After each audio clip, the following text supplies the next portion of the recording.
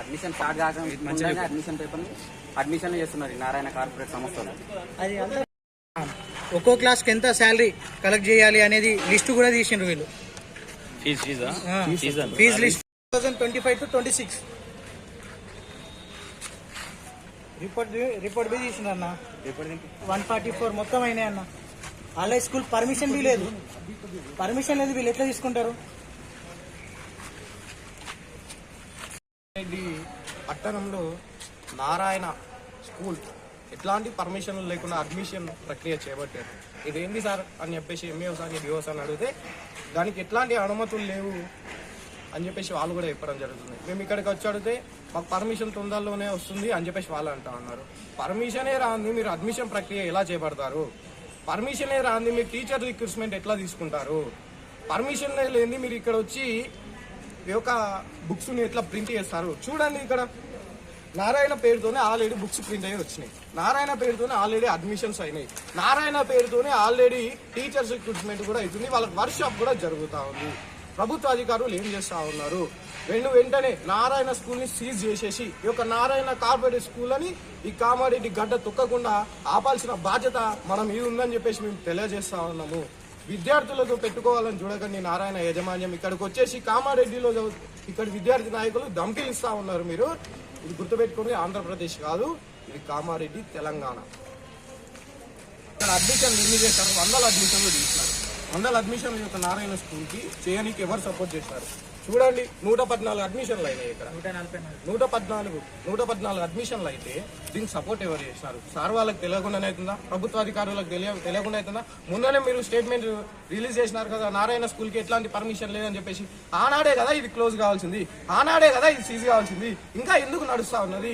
మీ support ఏమన్నా దీనికి ఉన్నదా అని చెప్పేసి మేము అడుగుతా ఉన్నాము. వెంటనే రియాక్షన్ తీసుకోవాలి, లేదంటే ఈ నారాయణ స్కూల్ ఇష్యూ పెద్ద ఎత్తున మేము చేస్తాము. వెంటనే మీరు ఎక్కడున్న ప్రభుత్వ అధికారులు స్పందించాలి. ఫోన్ చేస్తే మేము అక్కడున్నాం ఇక్కడున్నాం అని చెప్తామన్నారు.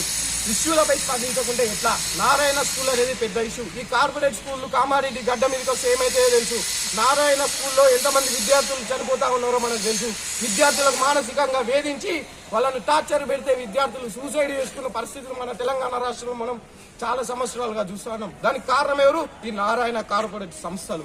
ఈ సంస్థలు మనం కామారెడ్డికి తెచ్చుకుందామా? కామారెడ్డి ప్రజలారా ఆలోచించండి, దీనికి ఎవరు సపోర్ట్ చేస్తా ఉన్నారు?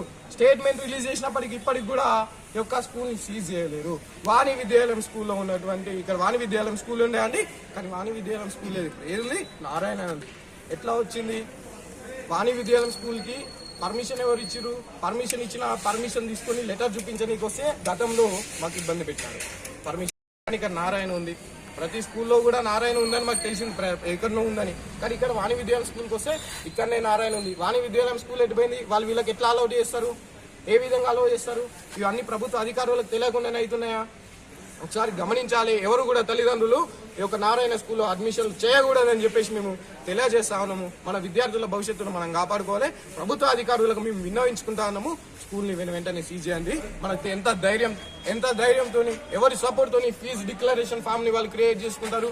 ఎవరి అండదండలు ఉన్నాయని చెప్పేసి మేము ప్రశ్నిస్తా ఉన్నాము. ఎవరు వీళ్ళకు ధైర్యము? నాకు తెలిసి ప్రభుత్వ అధికారులే వీళ్ళని ఎన్నుకుని నడిపిస్తా ఉన్నారు. లేని ఏడలా మీరు వచ్చేసి సీజ్ చేయండి. మేము కూడా ఈ యొక్క ప్రభుత్వం కూడా ఈ యొక్క తప్పులకు బాధ్యత వహించకుండా వెంటనే శిక్ష వేస్తాం ఎవరు తప్పులు చేసినా అని చెప్పేసి మీరు ఉన్నామని చెప్పేసి మీరు వచ్చేసి సీజ్ చేయండి. లేదంటే ఇట్లాంటి ప్రక్రియలకు మీరే బాధ్యత వహిస్తూ మీరే సపోర్ట్ చేస్తున్నట్టు కామారెడ్డి ప్రజానీకానికి తెలియజేస్తున్నట్టు ఉంది. పెట్టనిచ్చేది లేదు. ఏబీవీపీ కామారెడ్డి శాఖ, కామారెడ్డి జిల్లా కన్వీనర్ రోహిత్.